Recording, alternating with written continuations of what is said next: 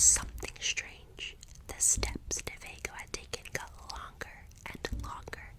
Down to, oops.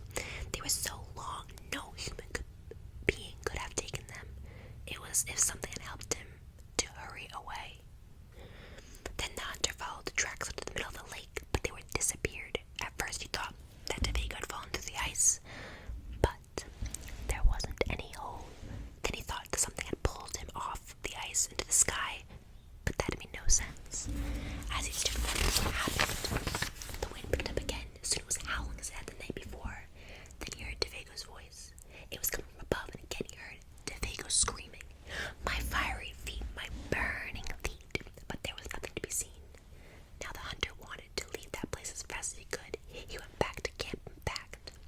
Then he left some food for DeVego, but he started out. Weeks later, he reached civilization. The following year, he went back to hunt in that area again. He went to the same trading post to look for a guide. The people there could not explain what happened to DeVego that night, but they had not seen him since then. Maybe it was the Wendigo. One of them said, he laughed, "It's supposed to come with the wind. It drags you along at great speed until your feet are buried or burned away, and more of you within that, then it carries you into the sky and drops you." It's just a great story, but that's what some of the Indians say. A few days later, the hunter was at the trading post again. An Indian came in and sat by the fire.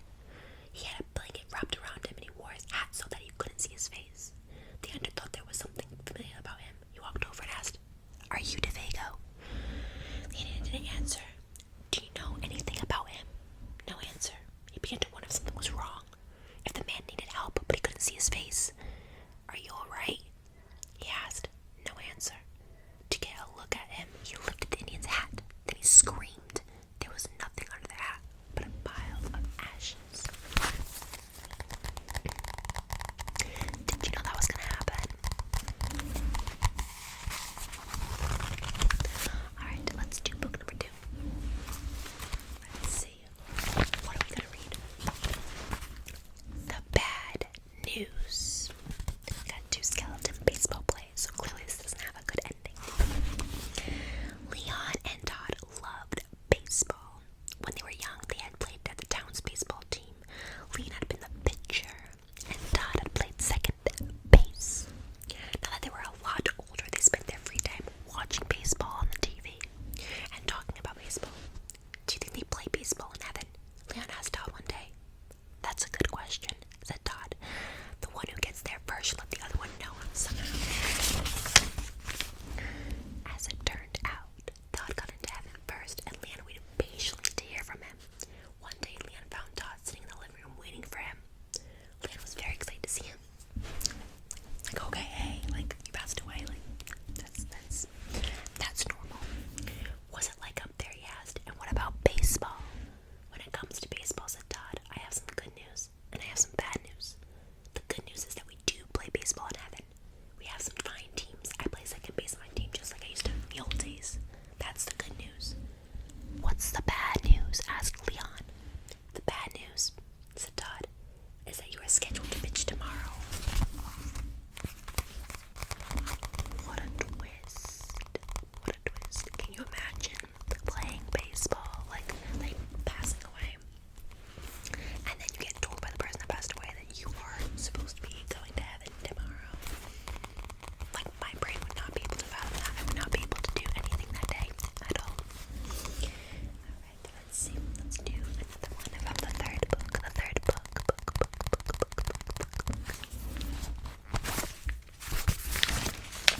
The Dream.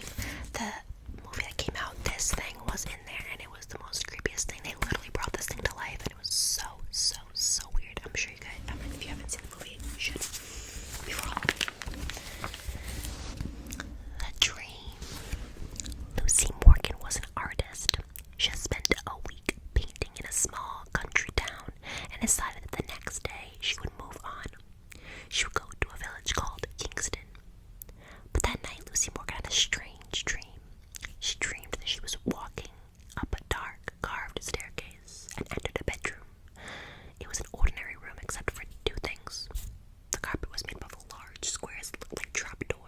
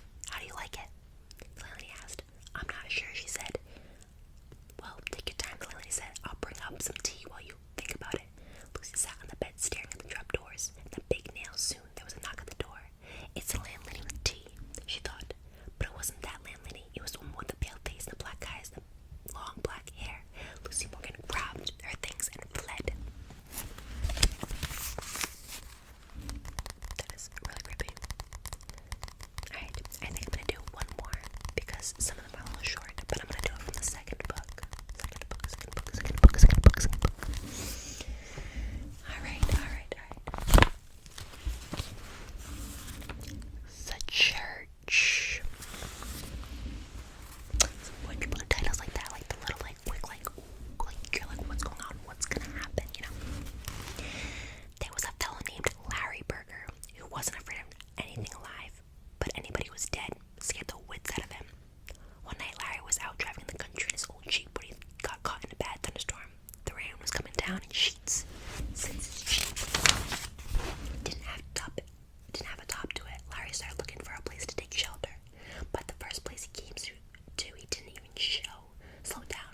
It was an old deserted cabin, probably as dry as bone inside, but Larry knew for a fact that it was haunted and he wasn't going to stay there. A few miles farther, he came to an old abandoned church sitting all on a field. It hadn't been used in years. All the windows, glass was gone, but it still had sections of the roof intact. So Larry parked his Jeep and ran inside. It was as dark as could be in there. Larry groped around until he found a pew and sat down. It was nice and dry, just as he thought it would be, and he stretched out his legs and made himself comfortable. Suddenly, there was a big flash of lightning, and Larry saw that he wasn't the only one in that church. There were people sitting in almost every pew. They all had their heads bowed as if they were praying, and they all were dressed in white. There mustn't be ghosts sitting in their shrouds. Larry thought they must have come in some graveyard to get dry. Larry jumped up and ran down the aisle as fast as he